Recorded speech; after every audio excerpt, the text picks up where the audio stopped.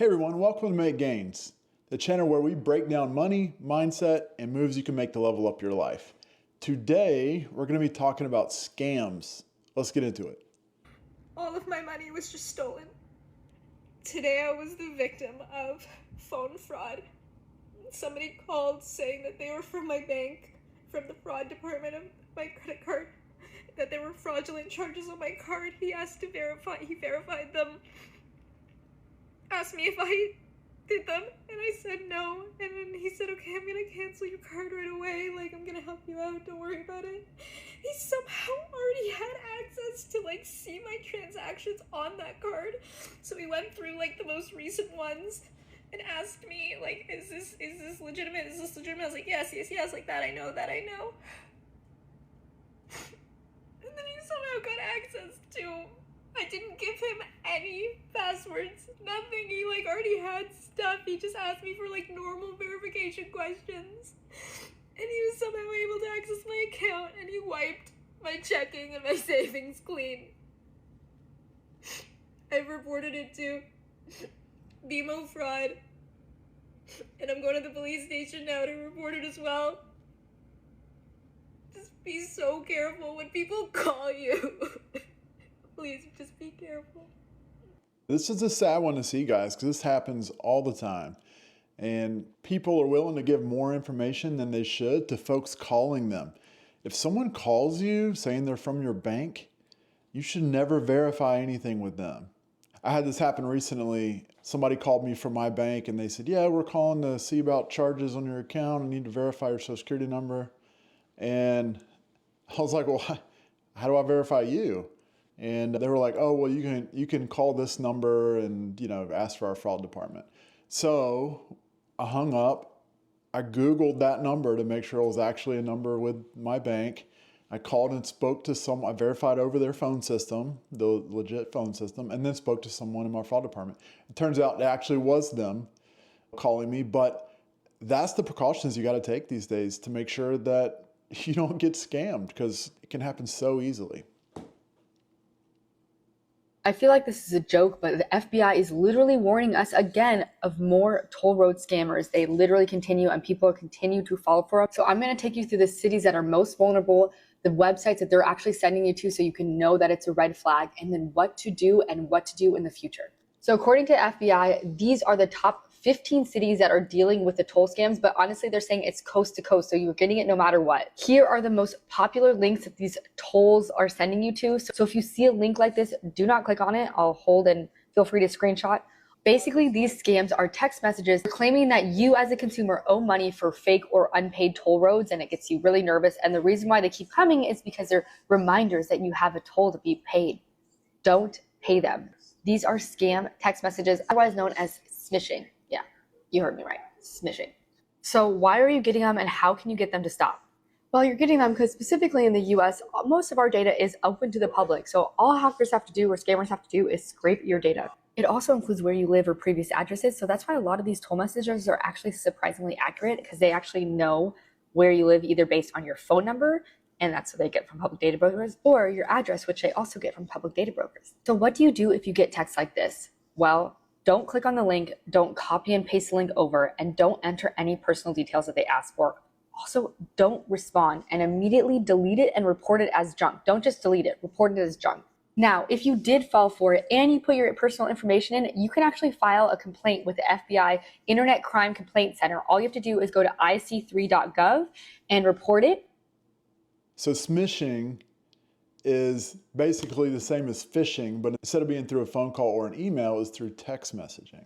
And guys, I get these all the time. And I know that my wife has gotten plenty of them. It's unfortunate, but you've got to be on guard all the time against people trying to steal from you and trying to trick you. And I can see how some of these sound very legitimate and believable. The specific one she's talking about with the toll road, I've gotten that one before. In fact, I've gotten 3 different text scams over the past few weeks. I'll throw them up here on the screen so you can see what they look like, but I'll also go through them. So the first one is what she was just describing, which is coming from the South Carolina Department of Motor Vehicles. Final notice. There's a sense of urgency where they're trying to scare you. our records still show that you have an outstanding traffic ticket in accordance with, they have the laws. Here's the action we're going to take. We're going to report you to the DMV as a violation. We're going to suspend your vehicle registration starting August 3rd. That was yesterday. They're going to suspend your driving privileges for 30 days and transfer you to a toll booth and charge a 35% service fee. We also can prosecute you and your credit score may be affected. So they're giving me all these reasons why I should pay it right away. Nobody wants to have that stuff happen to them. But whenever you look at the link where it's directing you, it's directing me to SCDMV, which sounds legitimate, the South Carolina Department of Motor Vehicles, .payescx.cc.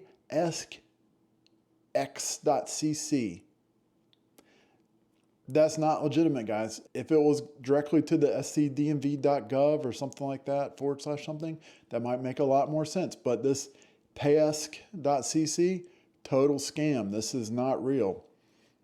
Here's another one that I got. Your Coinbase withdrawal code is 51629. Please do not share this with anyone.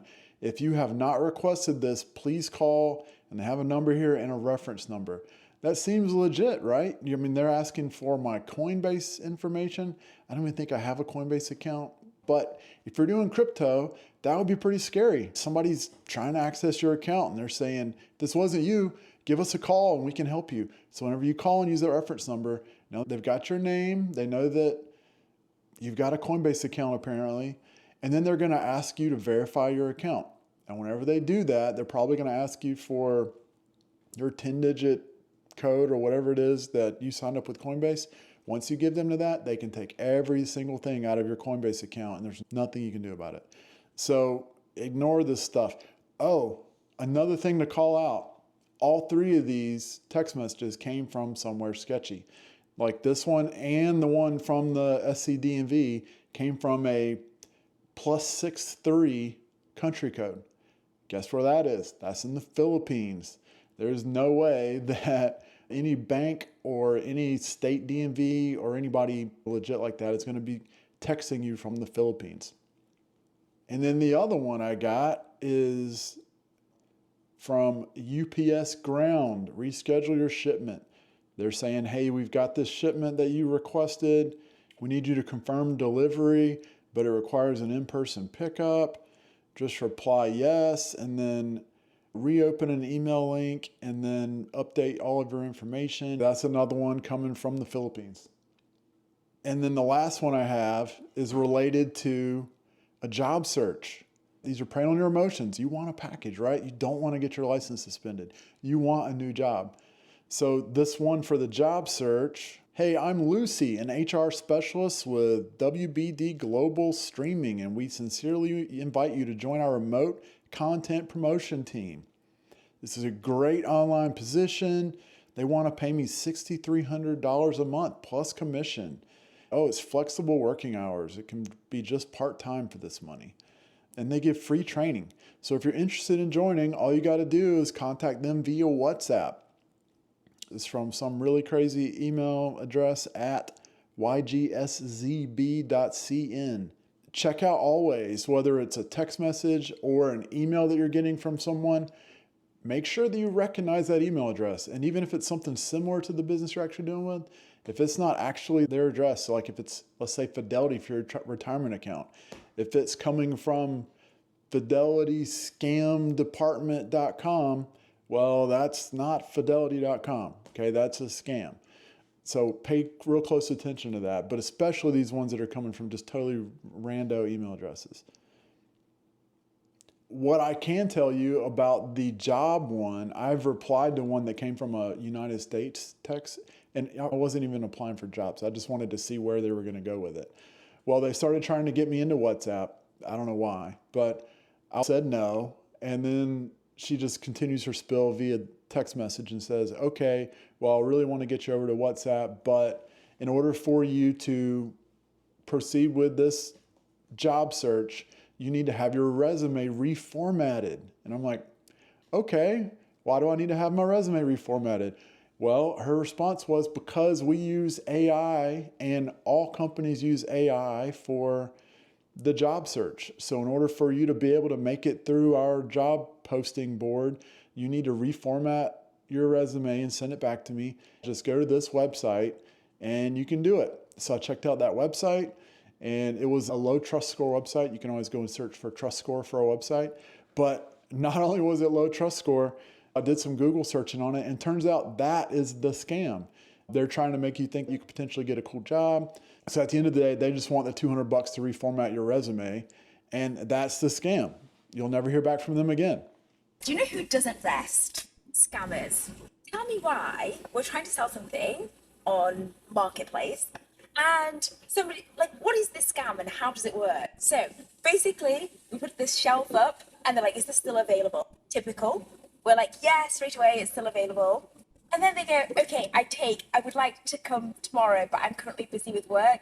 I'll send FedEx postman to your home to give you cash and collect the item. Like, what? Like, this is like the fourth time, isn't it, that they've done this, and they tried to do it with like a NutriBullet blender, and we're like, this isn't right. Why would you need a FedEx man to come and get a NutriBullet blender? Like, what? How does this scam even work? So I just replied, lol, no thank you. Can somebody tell me how this scam works for educational purposes only, please? Okay, so this one is interesting, and I've actually had somebody try to do this one on me too. They typically only do this for high ticket items or things they could resell on eBay or something like that. But what they do is they want to send a courier to pick it up. So whether that's Uber or a taxi or FedEx or whatever, and they're gonna pay you for it. So they're gonna say, hey, no problem. Here's what I'll do. I'll pay you for it. And I'll even pay you for the service a lot of times. So they'll say, you can go ahead and send it to me. I'm going to include the money for shipping into the payment I send you. And so what they're wanting you to do is to pay for the shipping, or whenever you get money for the courier, you give them cash to cover the transaction of the shipping. And they're going to send you prepaid money through electronics fund transfer or an e-wallet or something like that through a certified check. And what happens is they send you something, it looks legit. They might send you a certified check that seems legit and actually comes from a bank. But then whenever you go to try to cash it, they'll find out that it's bad. Or the electronics fund transfer, they'll send you a link that makes it look like it went through, so it feels legit. Then you go ahead and release your product. But then you find out a few days later that the money never actually came and it was all fake. So that's the deal with that one. Tell everyone. I need to tell everyone about a really bad scam that I experienced today. I don't know if you can tell, I've been crying all morning. So I was awoken this morning at 7:20 a.m. roughly to a phone call from my sister. Like, it was her contact, it was her face that popped up on my phone. It looked exactly like my sister was calling. So I answered it, and it was a man's voice on the other end screaming at me, telling me, you're not going to call anyone else. You're not going to call the police. You're not going to talk to anyone. I have your sister. Scary. And like, it's so hard for me to describe to you how real this all sounded.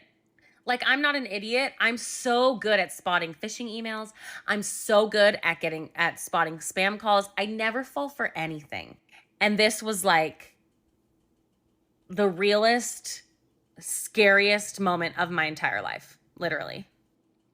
And the guy was screaming at me. He sounded completely unhinged. He sounded crazy.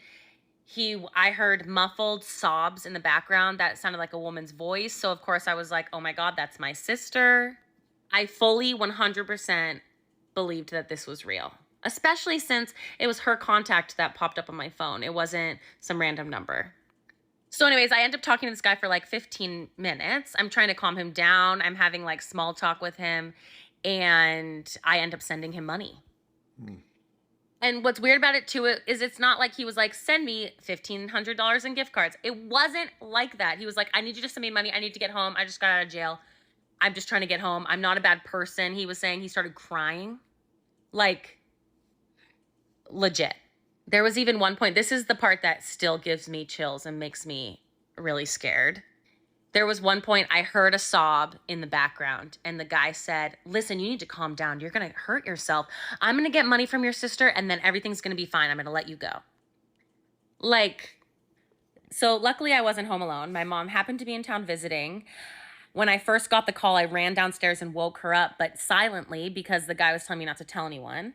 And so she called the police. And then I took the call outside on my front porch because I didn't want the guy to hear any background noise. I was terrified that he was going to kill my sister. So my mom called the police. Then she called my sister's actual number and my little sister picked up. So anyway, we realized my sister was okay and that was all good. But this was really, really scary. Yeah. Like, it felt so real that I'm not kidding. I'm traumatized and I'm worried about PTSD. I'm not kidding.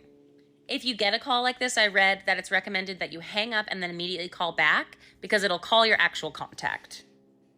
Yeah, this is scary, guys. I mean, we all care about our family members. If we think that they're in danger, we would do anything, right? So we've got to be extra careful if we want to make gains and not have people taking advantage of our kindness and how much we care for the ones that we love. We've got to be on guard. And what she's talking about of calling the police, great idea. I mean, I think that people actually being kidnapped and held for ransom is probably a pretty rare thing. But I've heard about this particular scenario happening a lot. And I've heard several different versions of it. One of them is this, where they say they have them and I just need the money and I'll let them go. Another version is that they're in jail and you need to send that officer money to be able to release them because it's a bad situation. There's several like that. There was a recent movie came out called Thelma. That was an indie movie and it was pretty well done. It was cute, about an old lady who gets scammed like that and sent a scammer a ton of money, and about her going to get it back. If you got a couple hours to kill, check that out. But this is a real thing that's happening to people. And if somebody called and said they had your kid, what would you do? The important thing is to know that most of the time they do not. And in fact, I've never heard of a time where they actually do. So hang up, call that person. And if they really have them, they're going to call you back. But I think in most of these scenarios, they're not. I have heard of other scenarios where they're asking you to meet the scammer with money. So they'll say, we are at this location, fill in the blank of the family member, your sister, your husband, whatever, was in a car accident, and you need to come here to bring this money so they can be treated or whatever it is. Don't go. Call the police, hang up with the scammer, call that person, see if they're actually okay. And I've heard they've been chilling at home and the scammer is saying they were in a car accident or they were arrested. So don't fall for this stuff either. But it is a huge emotional play, so it will be very scary. Especially if they're using that person's voice. With the voice AI stuff that's out right now, all they have to have is a video from Instagram or TikTok or Facebook where that person's speaking and they can duplicate their voice, which can make it even more believable. A new scam that's going around that you need to be aware of, and it's a good one. You're gonna get a package delivered to your home. It may be a box, it may be a padded envelope.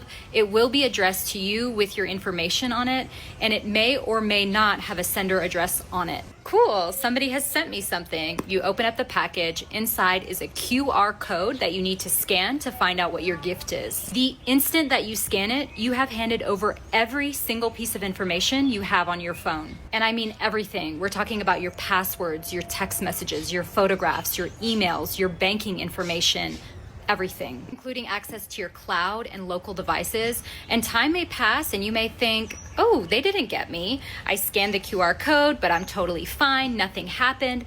They may literally just be sitting on the access or monitoring your activity. These scammers are becoming incredibly clever and finding so many different ways to access your information. And don't put your head in the sand. Don't think, oh, this could never happen to me, because it's literally happening to people every single day. So I did some research on this one, and what she's saying is not 100% accurate. A QR code is not capable of stealing everything from your phone because it's QR codes hold just a little bit of information, like a web address or a phone number, something like that. So it can take you to a website.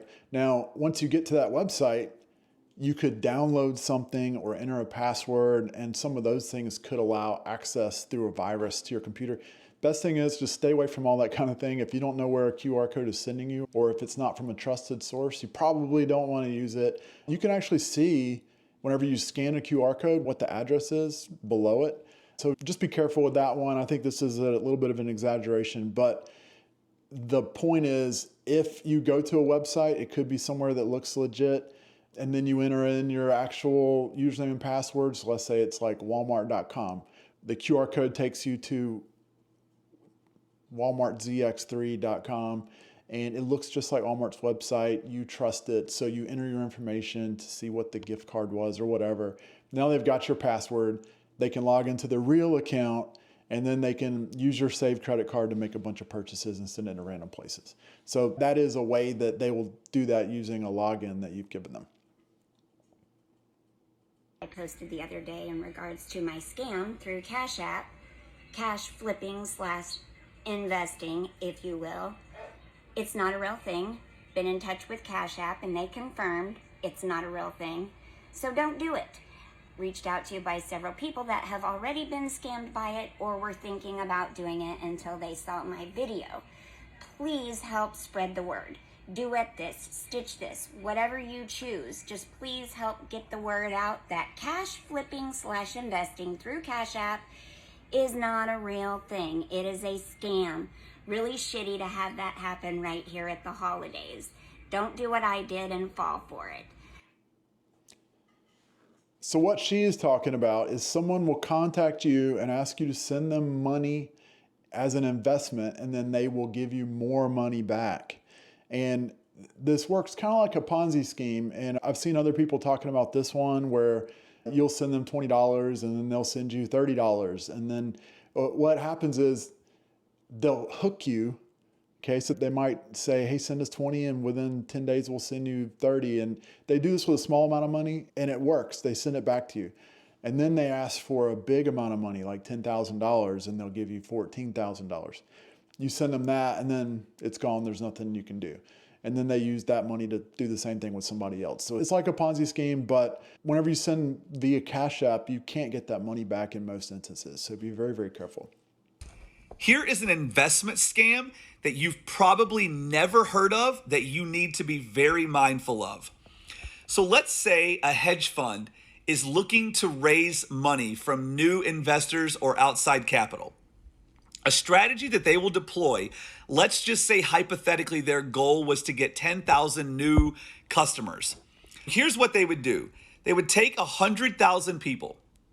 They would send 50,000 people a postcard that says the S&P 500 is going up this month. They would send the other 50,000 people a postcard that says the S&P 500 is going down this month. Now, based on whatever the S&P does, so let's say it goes up, they will disregard the people that they sent the postcard to saying it would go down. They take the people that they sent a message saying it would go up and they split them in half and they rinse and repeat. They do it again. They do this for 3 months in a row.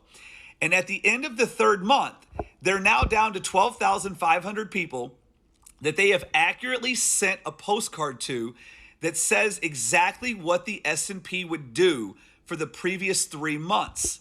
Now they've built credibility to the people that they're sending the postcard to. This makes people believe that it's not a scam because they received it 3 months in a row.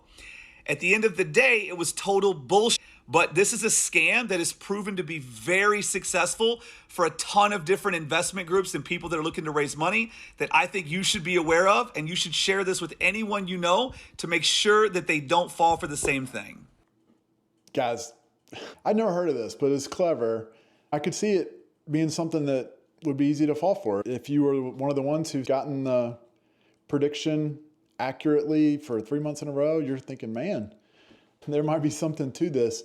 But let's just remember the old wisdom. My dad told me all growing up that if it sounds too good to be true, then it probably is. And in this case, it definitely is.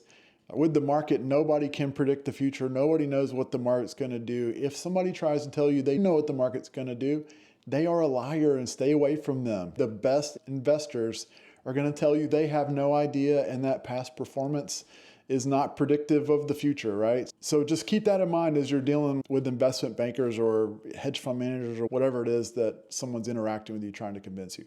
Nobody knows, nobody ever will know. If anybody says that they know, they're a liar and they're trying to scam you. How to stop and avoid an investment scam.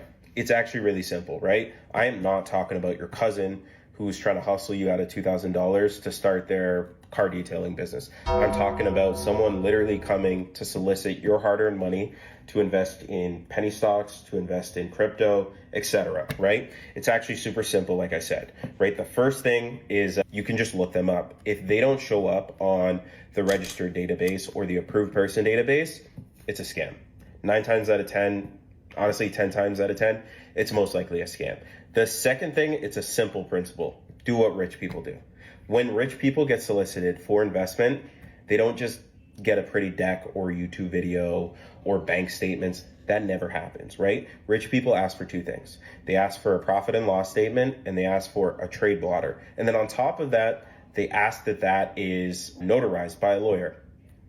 Plain and simple, right? So in case something happens, that person gets scammed, they have the notarized document, they have copies of it, they go to their lawyer, they sue the lawyer for liability.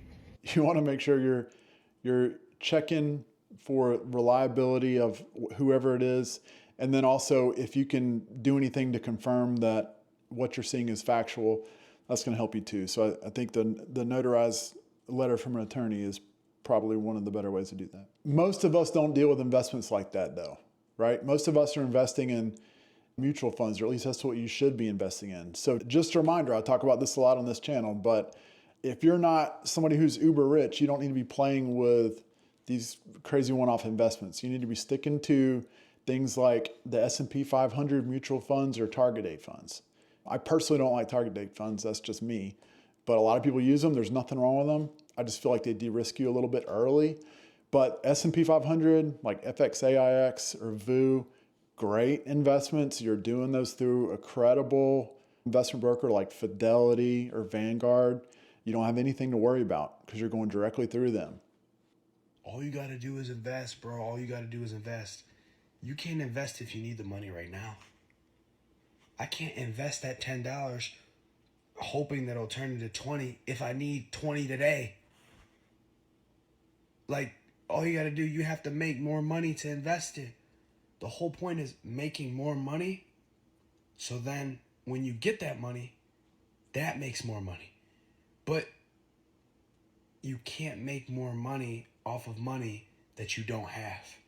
You have to make it first. Come on, guys. Anybody who's saying that is just trying to trick you. And I know I fell for it too. But you can't turn 10 into 20 if you need the 10 today. You gotta survive. So I hope this guy's clowning. I don't know. A lot of people will try to tell you that investing is a scam. And let me just tell you, investing is your only way to break free and be able to retire someday and not have to worry about how you're going to pay your bills. So he's right. You can't invest $10 you don't have. However, what he said that the only way to be able to invest is to make more money, it's not always true. You can stop spending on things you don't need to be spending on. Okay, so if you're spending $30 for lunches every day, well, you can start packing your lunch and now you're only spending $4 or $3 for lunches every day. And you can start putting the difference into investments. And that adds up really quickly. So you really got to look at what you're spending and make sure that you're not spending on things you don't need to be spending on. And then set aside some money where you can first save to get yourself an emergency fund. And then you need to start investing for your future. It's not a scam. The market over time has consistently gone up, okay? There's no promise that it always will, but over the last 100 years, it has, okay? There'll be some years where it doesn't, but it always comes back and it always surpasses previous highs. That's just the history, and I have faith in America and in our financial future, and I don't think America is going anywhere anytime soon. Let's pray that it's not. We'll have much worse problems than our checking accounts if that happens. I think it's promising to invest. Don't let anybody tell you that investing is a scam.